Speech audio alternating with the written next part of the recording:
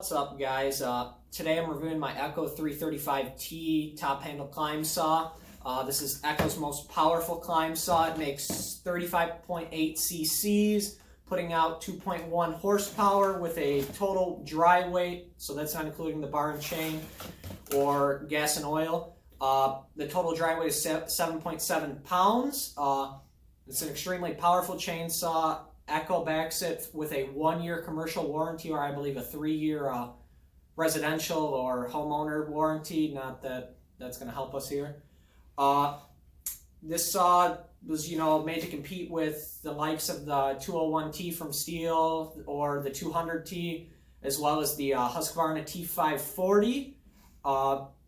It's overall in plastic construction. You can see you have your gas as well, so your bar and chain oil here, and all your standard stuff. What I can do here is bring the camera in closer, that way we can take a nice close look at her and I can show you some of the features. Okay, some of the features that this saw has. So it is a 3-post system for the anti-vibe. It's rubber mounted instead of how the T540 and the 201T, they use spring mounts to reduce vibration. So this saw does feel sturdier in the handle, however it does give more vibration back to the user. It's obviously got your safety interlock here, like most other or all new design chainsaws, for your throttle lock. It's got a single operator control right here, so all the way up is full choke. Then you pull it back to run, and then that's your half choke. And then once it's running, you hit the throttle, and that takes you off a choke into your regular run position. And then 1 down is off. So this is basically a reverse of the Steel minus. It's like the newer CM models, so you only have 3 positions. But it's a reverse because back towards you is off instead of all the way forward. It's got a 2-post chain brake. That's one of the things I don't like about this saw, just because unlike the Husqvarnas and the Steels, this is really loose. So you can see, the play here. Like I said, this has an all-plastic construction overall on the outside. So you can see the case here where the Husqvarnas and the Steels use a magnesium frame construction. This is all plastic. It has Echo's Easy Start, which is said to reduce the starting from anywhere to the starting effort from anywhere to 30 to 40%. It's not that big of a deal. This saw is not that hard to start because it's not that high of a CC. My biggest problem with this saw right here is the fact that the gas and oil are right here together, which that's not a problem, but it's the fact that the fill size is so small, you can't even get a regular gas, or the regular gas can is so small in there, and then it's always covered in bar oil when people refill it. This does not have an electronic carburetor, so you have your low and high here, as well as your tune right here. Here's a air purge bulb, which that purges the air out of the fuel lines. That is not a primer bulb, but that's just another thing to break over time. The Steels don't use those.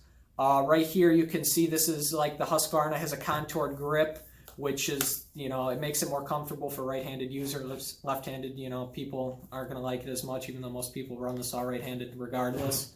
It comes with interchangeable grip sizes. It comes with this orange one, which is the biggest for smallest hands, a white one, which is medium, then you can remove it all together if your hands are extremely large.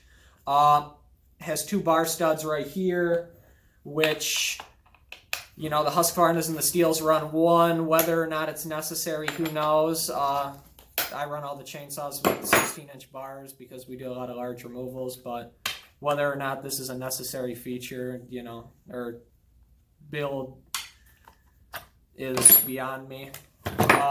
You can see here's the outside clutch cover. It's got an outboard clutch like all climb saws that I know of. Chain tension. It's got a side chain tensioner. Plastic construction again, like all the other climb saws. The difference between the Steel and the Husqvarna is this has a separate cover for the muffler. This only covers the bar studs for cleaning, and then your clutch. It doesn't have any plastic wear plates because of it the type of plastic it is, possibly, or just because over time chains fly, you can see it gets some cracking, but that's overall normal.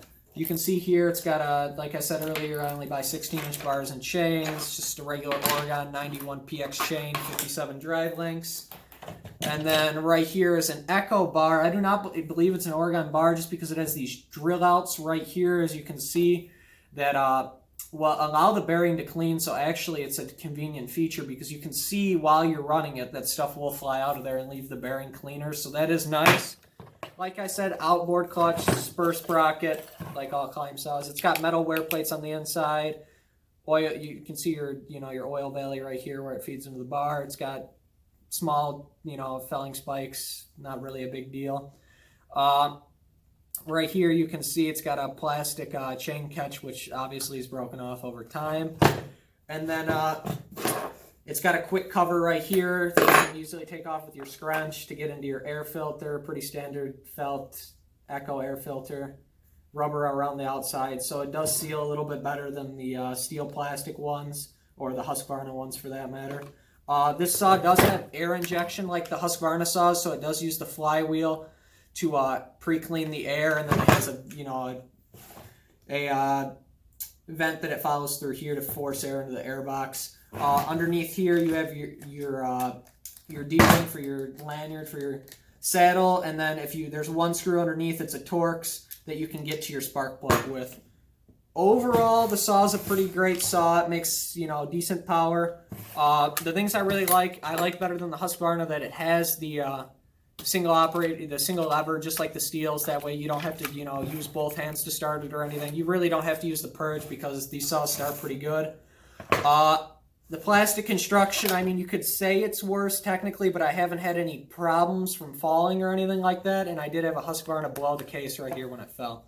So I've never had any of this saw in any situation that was nearly as bad, but possibly it might take to that better. Only time will tell.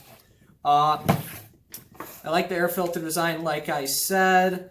I like that, you can quickly get to it with a scrunch or maybe a coin if you don't have a scrunch or something in your pocket, so you can clean it out while you're on the job. The plastic cover, not a big deal. The power to weight ratio of the saw is great. What I like about it is it's pretty fuel efficient for what it is, not being an electronic carburetor or anything. I got rid of all my 200Ts just because they would drink fuel. They had a lot of power, but to send them down all the time, maybe that was just me, I don't know. And to be honest, I think it has more power than a T540 or a 201T by far, and you don't have to worry about the auto tune or anything like that. So overall, these are great saws. I like that it has the centrifugal, force to clean the air that's being fed into the air box and everything. Overall, it's a good saw, and I mean, I liked it so much I bought another one, so you can't say that I dislike them. I still have my T540, which was giving me problems with the auto tune, but I figured out it was a wire, and then I still have my 201T, but that one is not auto tune, so that's also fine saw. But overall, these ones have more power in my opinion. What I can do now is I'll go make some cuts with it, that way you guys can see, and then if you have any comments or questions, you can leave them down below.